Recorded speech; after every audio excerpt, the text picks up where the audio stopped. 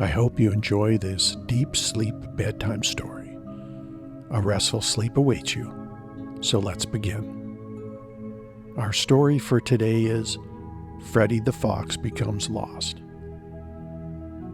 Hello, my name is Freddy Redtail. I'm a 6-month-old fox. I got lost recently and was really scared. Here's my story about getting home and learning some life lessons along the way. The forest loomed before me, a vast expanse of towering trees and shadowy undergrowth. I was lost, hopelessly lost, and had been for what felt like an eternity. The sun had risen and set twice since I'd last seen my family, and fear was beginning to gnaw at the edges of my mind. It had all started innocently enough. My brother, sisters, and I were playing a game of chase through the familiar parts near our den. The thrill of the game had pushed me to run faster and faster, darting between trees and leaping over fallen logs. I was so caught up in the excitement that I didn't realize how far I'd strayed from our usual territory. When I finally stopped to catch my breath, chest heaving and tail swishing, I turned to gloat to my siblings. But they weren't there. The forest around me was silent and unfamiliar. Panic set in as I called out their names, my voice echoing through the trees without response. I backtracked as best I could, retracing my steps through the dense foliage. But every tree and bush looked the same in my frightened state. I asked myself, what am I going to do? As I sniffed the air, hoping to catch a familiar scent, a soft rustle came from the bushes nearby. Startled, I turned to see a small rabbit with soft gray fur and large, inquisitive eyes. The rabbit approached cautiously, sensing my distress. "Hello there," he said gently, his voice warm and soothing. "What's wrong? You look lost." My ears perked up, and I managed a small whimper. "I can't find my way home. I wandered too far, and now everything looks different." The rabbit nodded knowingly, his nose twitching. "I understand. The forest can be a confusing place, especially when you're alone. But don't worry, I can help you find your way. My name is Chaser, by the way." "Freddy," I replied, my voice barely above a whisper. Chaser settled down beside me, his eyes reflecting kindness. "While we figure out how to get you home, would you like to hear a story? It might help you feel better." I nodded, grateful for the company. "Once upon a time," Chaser began, "in a meadow not far from here, there lived a family of rabbits. They were a tight-knit group, always looking out for one another. One day, a fierce storm swept through the meadow, and the youngest rabbit, a little one named Pippin, got separated from his family." I listened intently as Chaser continued. "Pippin was scared and alone, just like you, but he remembered the love his family had always shown him. They had taught him to be brave and to seek comfort in the bonds they shared. So, instead of hiding, he called out for his family. His voice quivered, but he kept calling, 'I love you. I need you.'" "Did they find him?" I asked, my heart racing with anticipation.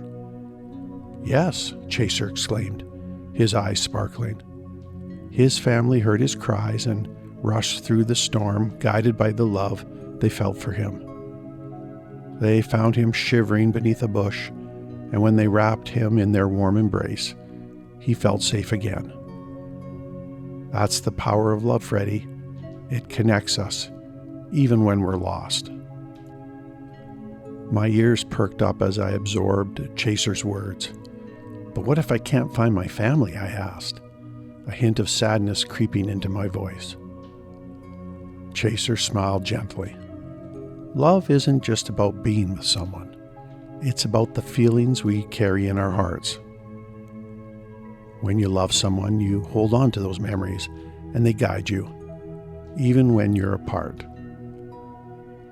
Think of the times you've played with your siblings or snuggled with your mother.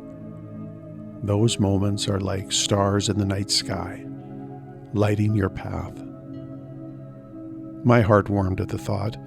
I remember playing tag with my siblings in the meadow. We would chase each other until we were too tired to run anymore. "Exactly," Chaser said, his voice filled with enthusiasm. "And when you think of those happy times, they can give you strength. Just like Pippin, you can call out for help. There are friends in the forest who care, and they will come to your aid." I felt a flicker of hope ignite within me. "Do you really think I can find my way home?" Chaser nodded, his gaze steady. "Yes, and I'll help you. Together we'll follow the scents and sounds of the forest. And remember, love is all around you. It's in the rustling leaves, the songs of the birds, and the gentle breeze. You are never truly alone." With newfound determination, I stood up, my fear slowly dissipating. "Thank you, Chaser. I feel braver already." "Let's go then," Chaser said, bounding forward with a spring in his step. "And remember, love is the compass that will guide you home." As we ventured deeper into the forest, I felt lighter, my heart filled with the warmth of friendship and the promise of love. Together, we would navigate the twists and turns of the woods, and I knew that no matter what, I would carry the lesson of love with me always. Exhaustion finally overcame me, and I slumped to the forest floor, my red fur matted with leaves and dirt. My legs ached from running, and my throat was parched from hours of calling out.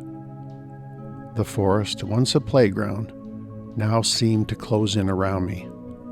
Massive trees loomed overhead like silent sentinels, their branches casting eerie shadows in the fading light.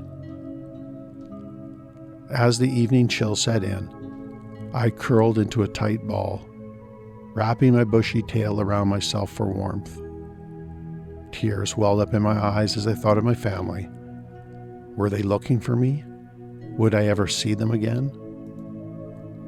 Suddenly, a rustling sound nearby made my ears perk up. I held my breath, heart pounding. Was it my family at last? Or perhaps something more sinister? From the underbrush emerged a small, gentle creature.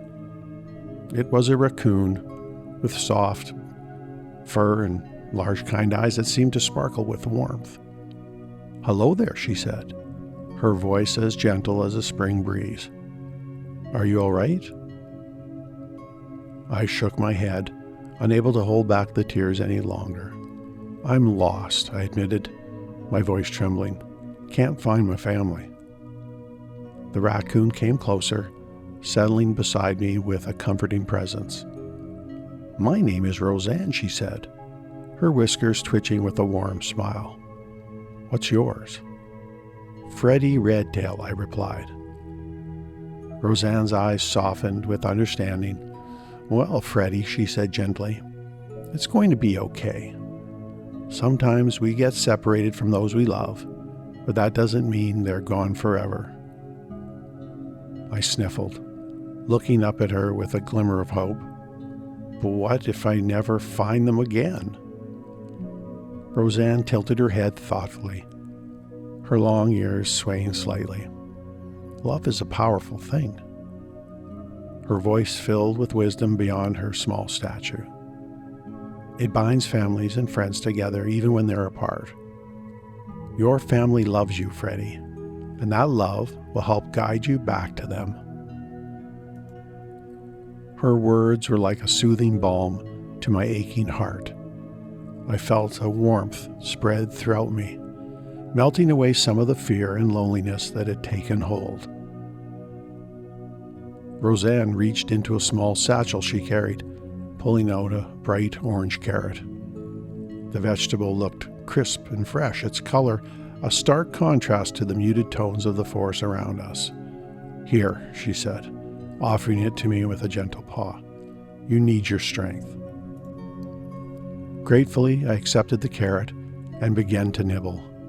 Its sweet taste filled my mouth, giving me a much-needed burst of energy.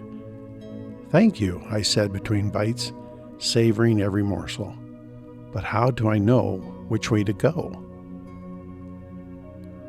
Roseanne pointed with her paw towards a narrow path that wound its way through the trees. In the dim light, I could barely make out its contours. "Follow that path," she instructed. Her voice filled with quiet confidence. "It will lead you to a clearing where many animals gather. Someone there might have seen your family." With renewed determination, I stood up, feeling stronger than I had in days. "Thank you, Roseanne," I said earnestly, my heart full of gratitude. "I'll never forget your kindness." Roseanne smiled and patted my shoulder with a soft paw. "Take care, Freddie, and remember you're never truly alone as long as you carry love in your heart." With hope rekindled, I set off down the path Roseanne had shown me. The forest didn't seem quite as daunting now, though shadows still danced at the edges of my vision. But just as I rounded a bend in the path, a low growl from behind stopped me in my tracks. My heart pounded as I slowly turned around, fur standing on end. There, emerging from the shadows, was a coyote. His sharp eyes glinted with intelligence, and a mischievous grin played across his face. "Hey there," he said, his voice smooth and confident. "Name's Remy Bandit." I took a step back, my instincts on high alert. Remy noticed my fear and raised his paws in a calming gesture, his ringtails swishing behind him. "Easy now, kid, I mean no harm." His grin softened into a more genuine smile. "I've been watching you. You seem lost." I nodded, still wary but slightly reassured by his demeanor. "I'm Freddie Redtail," I said cautiously. "Nice to meet you, Freddie," Remy replied, his dark mask crinkling as he smiled. "This forest can be tricky if you don't know your way around. Lucky for you, I do." He gestured for me to follow him down the path. "Come on, I'll show you some things." As we walked together through the dense forest, the moonlight filtered through the canopy above us, casting dappled patterns on the forest floor. Remy pointed out various plants and landmarks as we went. His knowledge of the forest was very impressive. "See that tree over there?" he said, pointing to a massive oak with gnarled branches that seemed to reach for the sky. "That's Old Man Oak. He's been here longer than any of us. Good place to hide if you're in trouble." I listened intently, absorbing every little bit of information he shared. Despite his initial appearance, Remy seemed knowledgeable and kind, his presence a comfort in the vast unknown of the forest. As we continued our journey, the trees began to thin out, and we approached a clearing bathed in silvery moonlight. The air here was cooler and fresher, filled with the sounds of nocturnal creatures stirring to life. Suddenly, a shadow passed overhead, silent as a whisper. I looked up just in time to see an owl descending from a nearby tree, her wings spread wide. She landed gracefully before us, her large eyes reflecting the moonlight like twin moons. "Good evening," she said, her voice calm and filled with quiet authority. "I am Olivia Wiseeyes." Remy gave her a respectful nod, his usual bravado tempered in her presence. Olivia here is one of the wisest creatures in this forest, he whispered to me, a note of reverence in his voice. Olivia turned her penetrating gaze toward me, and I felt as if she could see right through to my very soul. "You must be Freddie Redtail," she said knowingly. "I've heard about your journey." I nodded, feeling both humbled and awed by her presence. Her feathers were a rich brown, speckled with white, and her curved beak looked sharp enough to crack the toughest nut. "Freddie," Olivia continued, her voice rich with wisdom, "the forest can be a place of great danger, but also great wisdom. You must learn to trust your instincts and be patient. Wisdom comes with time and experience." "Olivia," he began, "what is wisdom and how can I become wise like you?" Olivia smiled gently, her eyes twinkling. "Ah, Freddie, wisdom is more than just knowing facts or being clever. It is the understanding of life and the ability to make good decisions based on that understanding. It comes from experience, reflection, and learning from both successes and mistakes." Freddie tilted his head, eager to learn. "But how do I gain this wisdom?" "Let me tell you a story," Olivia said, settling comfortably on a branch. "Many moons ago, I was just like you, curious and eager to learn. I remember a time when I was faced with a difficult choice. I had to decide whether to help a lost bird or to stay safe in my nest. I chose to help the bird, and in doing so, I learned the importance of kindness and bravery. That experience taught me that wisdom often comes from the choices we make." Freddie listened intently, his eyes wide open. "So I need to make choices to gain wisdom?" "Exactly," Olivia replied. "But it's just not about making choices. It's also about reflecting on those choices.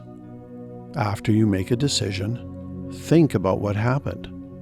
Did it lead to a good outcome? What could you have done differently? This reflection helps you grow."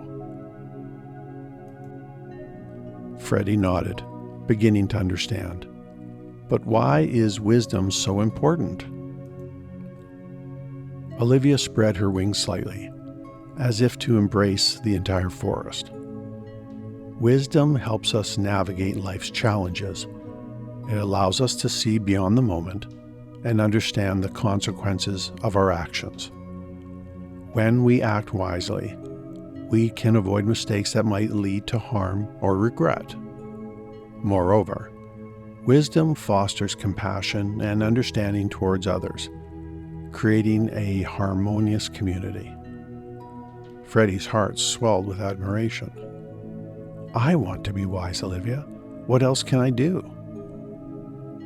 "Another way to gain wisdom is to learn from others," Olivia advised. "Listen to the stories of those around you. Each creature has experiences that can teach you something valuable. Ask questions and be open to learning." "Like how you helped the rabbit when she lost her food?" Freddie asked, recalling a story he had heard about Olivia's kindness. "Precisely. By sharing my experiences, I help others learn and grow. And in return, I learn from them as well," Olivia said, her voice warm and encouraging. Olivia nodded, her heart full. "Remember, Freddie, wisdom is a journey, not a destination. Embrace every experience. Reflect on your choices, and always be willing to learn. In doing so, you will not only become wise, but also live a life filled with purpose and joy." Her words resonated deeply within me, and I felt as if I was being given a valuable gift. As dawn began to break on the horizon, casting a soft golden glow over the clearing, I noticed a slight movement in the tall grass nearby. Curious, I crouched down and peered into the underbrush. A small field mouse with bright, intelligent eyes peeked out at me, his tiny whiskers twitching thoughtfully. Though small in stature, there was an air of quiet confidence about him, his brown fur blending perfectly with the forest floor. "Hello," I said gently. "What's your name?" The mouse stepped forward without hesitation, his voice clear and steady. "I'm Milo Scuttle, and you must be Freddy, the one who's lost his way home." Surprised by his perceptiveness, I nodded. "How did you know?" Milo's whiskers twitched in a mouse-like smile.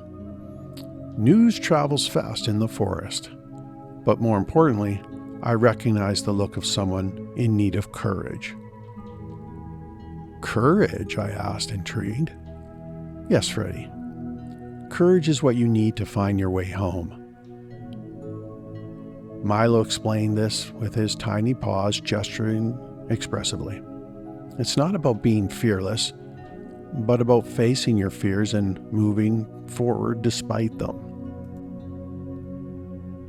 I sat down in the clearing and Milo scampered closer. "You see, courage is like a compass for the heart. It points you in the right direction when you're lost or scared. It gives you the strength to try new paths, ask for help, and keep going even when things seem impossible."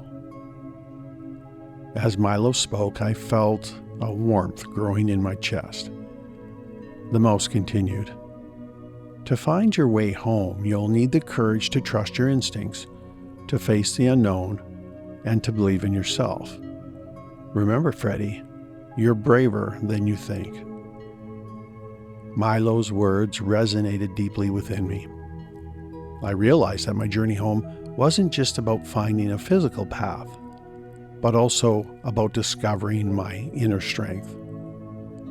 "Thank you, Milo," I said, feeling a new sense of determination. "I think I understand now." The little mouse nodded approvingly. "You're welcome, Freddy. Now, shall we start this journey together? After all, courage grows stronger in the company of friends."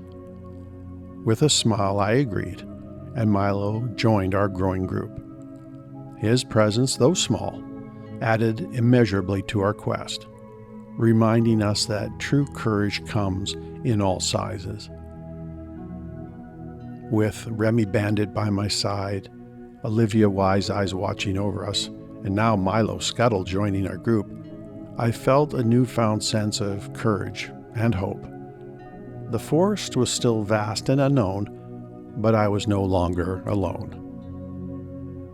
"Your wisdom and guidance mean a lot to me," I said, looking at each of my new friends in turn.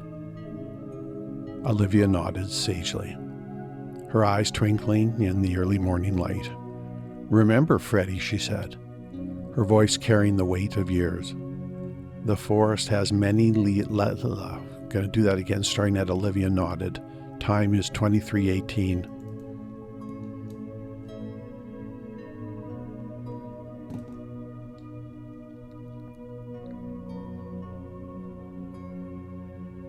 Olivia nodded sagely, her eyes twinkling in the early morning light. "Remember, Freddy," she said, her voice carrying the weight of years. "The forest has many lessons to teach. Stay vigilant and trust yourself." Milo, seeming to gather his courage, gave me a small, encouraging smile. "You'll find your way home, Freddy," he squeaked. "Just keep going." With a deep breath, I turned back to the path ahead. The forest seemed less intimidating now, though its mysteries still loomed large. I walked with purpose, each step bringing me closer to my family, or so I hoped. The trees whispered softly in the breeze, their leaves rustling like a gentle lullaby. I kept my ears perked and my eyes scanning for any signs of danger or help. The lessons and kindness of my new friends buoyed my spirits, giving me strength I didn't know I possessed. As I continued along the winding path, I couldn't help but wonder who or what I might encounter next. The forest was full of surprises, both good and bad. My heart raced at every unexpected sound, but I pressed on, determined not to let fear control me. The journey ahead was still long and uncertain, but I felt ready to face whatever challenges lay in wait. With each step, I was one step closer to home, one step closer to reuniting with my family. And though the forest was vast and often dangerous, I now knew that I was never truly alone. The clearing was bathed in the soft glow of moonlight, illuminating the familiar shapes of trees that surrounded my family's den. My heart raced with a mix of excitement and anxiety. After what felt like an eternity of wandering, I was finally so close to home. As I stepped into the clearing, I could hear the gentle rustle of leaves and the distant chirping of crickets. The comforting sounds of the forest wrapped around me like a warm blanket. I took a moment to gather my thoughts, recalling the faces of all the friends I had met along the way. Chaser, Roseanne, Remy, Olivia, and Milo. Each had imparted their wisdom and kindness, and I felt their encouragement propelling me forward. With renewed determination, I began to move toward the den. The closer I got, the more I could feel the warmth of my family's love drawing me in. I quickened my pace, and each step filled with hope and longing. Suddenly, I heard a familiar sound, a soft, playful bark. My heart leaped as I recognized it as my brother, Benny. "Freddie," he called out, his voice filled with joy. "Freddie, is that you?" I broke into a run, my legs carrying me faster than I thought possible. As I burst through the last line of trees, I saw my family gathered near the entrance of our den, their faces illuminated by the soft glow of the moonlight. "Freddie," my sister Lily squealed, her eyes wide with relief and happiness. "We were so worried about you." I skidded to a halt, breathless and enveloped in a flurry of fur as my siblings rushed to me. I was tackled by Benny, who jumped on me with a joyful yip, and Lily, who nuzzled my cheek with her soft nose. My mother, a graceful figure with a warm gaze, stepped forward, her eyes glistening with tears of joy. "We never stopped looking for you, Freddie," she said, pulling me close in a comforting embrace. "We knew you would find your way back." As I nestled against her, I felt all the fear and exhaustion of my journey melt away. The love of my family surrounded me, stronger than any fear I had faced in the forest. Once the initial excitement settled, we gathered together near the den, the moon casting a soft glow over our reunion. I began to recount my adventure, sharing the tales of the friends I had met and the lessons I had learned. "I met a raccoon named Roseanne who gave me a carrot," I said, my voice filled with wonder. "She told me that love would guide me home." Lily's eyes widened. "And then what happened?" I continued, describing Remy's guidance through the forest, Olivia's wise words, and how Milo had taught me about courage. I shared how Roseanne had offered me food and pointed me in the right direction, and how my newfound friends had led me through the final stretch to our den. Every story brought gasps and laughter from my siblings, and I could see the pride in my mother's eyes. "You've grown so much, Freddie," she said, her voice filled with admiration. "You faced challenges that would have scared many, and you did it with bravery. As the night wore on, we settled down under the stars, the forest alive with sounds of the night. I felt a deep sense of gratitude for all the creatures who had helped me along my journey. I realized that while I had been lost, I had also found something invaluable: courage, friendship, and the understanding that love would always guide me home. The moon hung high above us, casting a silvery light over our cozy den. I felt safe, surrounded by my family, knowing that no matter what challenges lay ahead, I would face them with the strength I had gained. As I drifted off to sleep, I whispered a silent thank you to the forest and all its inhabitants. I knew that my adventure was just beginning, and with my family by my side, I was ready to embrace whatever came next.